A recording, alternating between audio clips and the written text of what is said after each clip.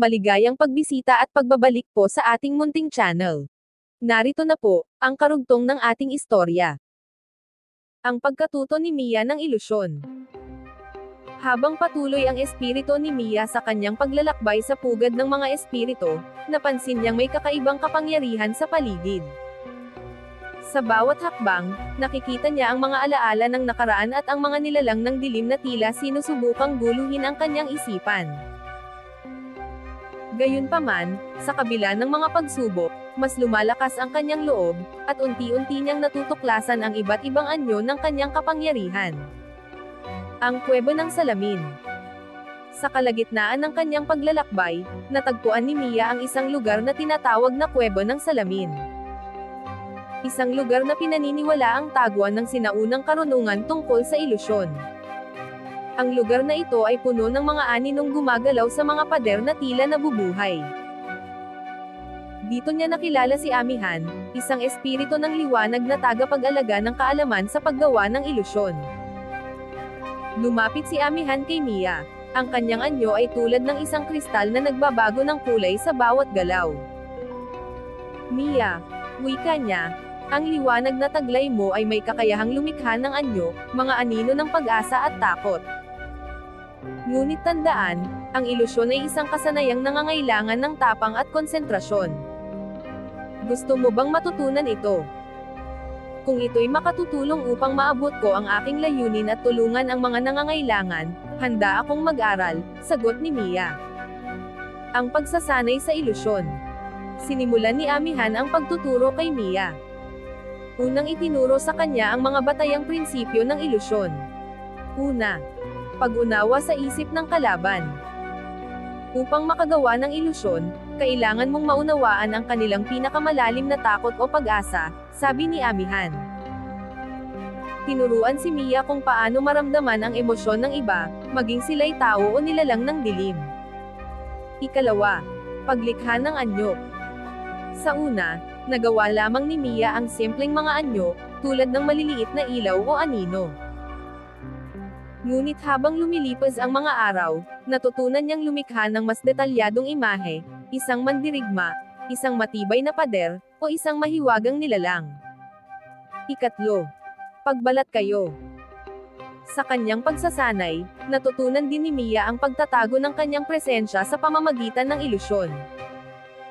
Kaya niyang gawing anyong bato ang kanyang sarili o magmistulang bahagi ng anino sa paligid. Ngunit hindi naging madali ang lahat. Sa tuwing nabibigo si Mia, ang mga aninong nilikha niya ay nawawala, at ang lakas niya ay halos maubos.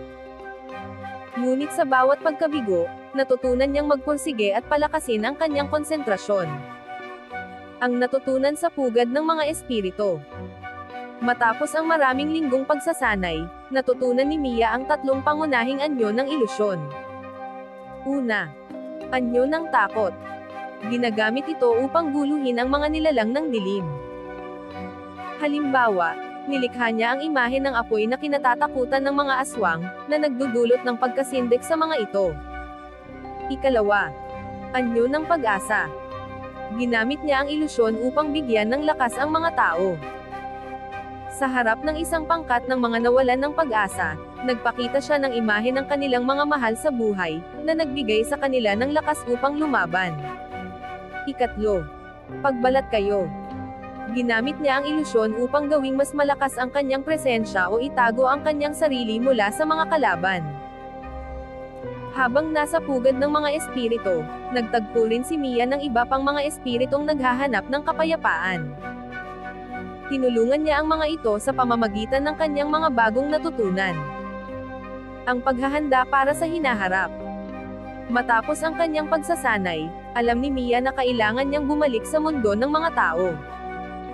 Ngunit hindi pa siya handang harapin sina Kalintas at Mang Cardo. Sa halip, pinili niyang maglakbay sa iba't ibang bahagi ng dimensyon upang mas palawakin pa ang kanyang kaalaman. Sa kanyang puso, naroon pa rin ang sakit ng kanyang pagkamatay, ngunit sa bawat hakbang ng kanyang paglalakbay, unti-unti niyang nararamdaman ang layunin ng kanyang bagong buhay bilang isang espiritu ng liwanag.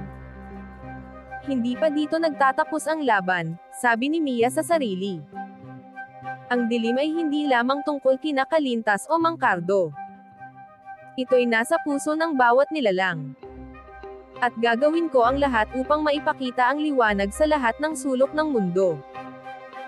Mula sa pugad ng mga espiritu, muling nagpatuloy si Mia, puno ng lakas at determinasyon. Sa kanyang susunod na hakbang, alam niyang ang kanyang mga natutunan ay magiging susi upang mabago ang takbo ng digmaan sa pagitan ng liwanag at dilim.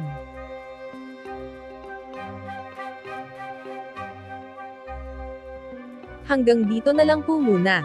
Maraming salamat po sa pakikinig. Pwede po bang humingi ng subscribe bilang pagsuporta sa ating munting channel? Hanggang sa susunod po muli. Stay safe and God bless.